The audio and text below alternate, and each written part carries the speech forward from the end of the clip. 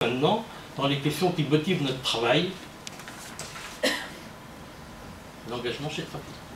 Donc notre challenge à tous, c'est de savoir comment encourager cet engagement social chez Trapil.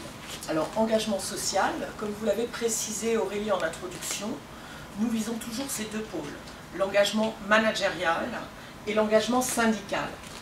Mais vous allez me dire pourquoi ? Pourquoi encourager cet engagement social au sein de la société Trapil?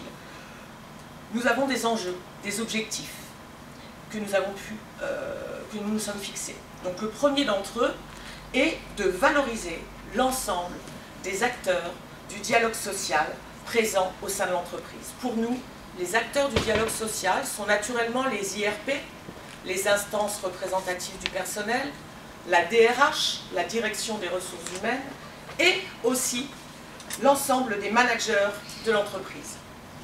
En effet, nous avons constaté deux problématiques lors de nos enquêtes qualitatives. La première d'entre elles est une méconnaissance du rôle et des élus.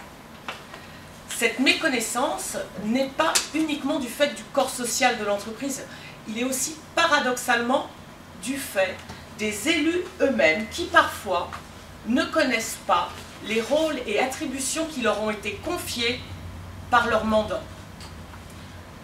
L'autre problème qui est ressorti principalement lors de l'enquête qualitative auprès de l'encadrement intermédiaire est le contournement hiérarchique. Les salariés de l'entreprise Trapil le nomment le bypass.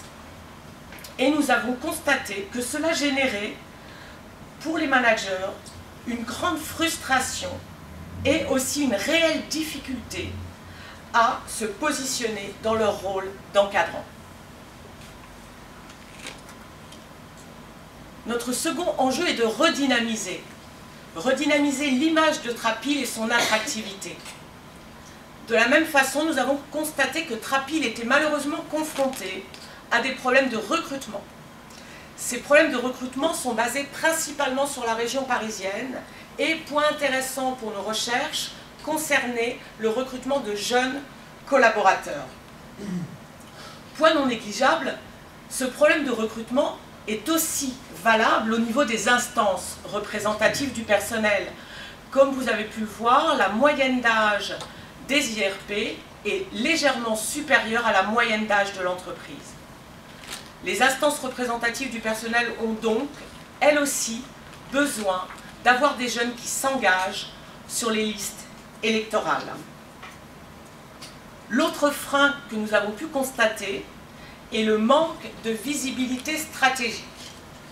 De la même façon, cette problématique est valable du côté managérial et du côté syndical. Les jeunes managers sont réellement dans l'attente de connaître la stratégie de l'entreprise. Cette notion leur permet de donner un sens réel à leur travail et d'être épaulés dans la gestion quotidienne de leurs équipes. Au niveau des élus et des instances représentatives du personnel, la mise en place d'une stratégie globale mais partagée leur permettrait à tous d'être des acteurs efficients et force de proposition au cours des négociations qui se déroulent dans l'entreprise. Enfin, il est clair et nécessaire